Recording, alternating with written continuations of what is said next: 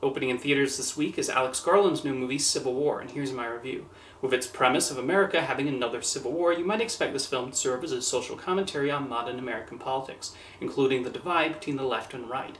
However, it's surprisingly not about that. Instead, Garland uses the concept to make a general comment about war and the effect this has on those who document them. As we travel with the main characters, we see how they grapple with the devastation they encounter, and there are several tense scenes that capture the fears they occasionally face. The film does not provide much of a reason for why this civil war escalated, instead presenting little hints along the way. We essentially have to put the pieces together, although not everything is ultimately revealed. Garland plops us right into it, and it does not take long to recognize the seriousness of what has happened to the United States and the fear many have, including the war photographers and journalists as they cross state lines.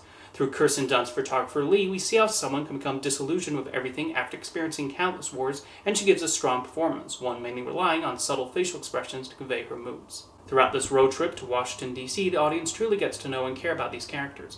A lot of the film's point of view is shown through aspiring photographer Jessie, played very well by Kaylee Spaney. She captures the emotions one might go through when plunged into a war zone and seeing the frequent violence and deaths sure to happen in such an environment.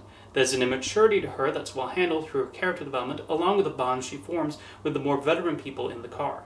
Wagner Moura portrays the compassion that's still there, while Stephen McKinley Henderson also does nice work as a war correspondent. As they make their various stops, Garland directs several scenes that create constant worry for the character's safety. One sequence with Jesse Plemons as a soldier is especially tense, as the stakes have been established at this point, and there's this fear of what he might do. Civil War also uses sound to great effect in building scenes and depicting the constant gunfire around the characters. Garland uses our familiarity with war images and places them in the context of this fictional American conflict. However, this is also a story that could have been set in England or Canada or Australia or Italy or any other first world democracy, and he would have had to change very little. Civil War is surprisingly less a commentary on modern American politics and how it could possibly lead to this point, but rather how war is seen through the eyes of those documenting them.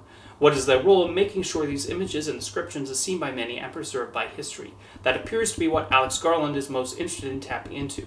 He shows the importance of these people in making sure others are aware of what's going on, while also creating characters with distinct personalities that are also worth caring about.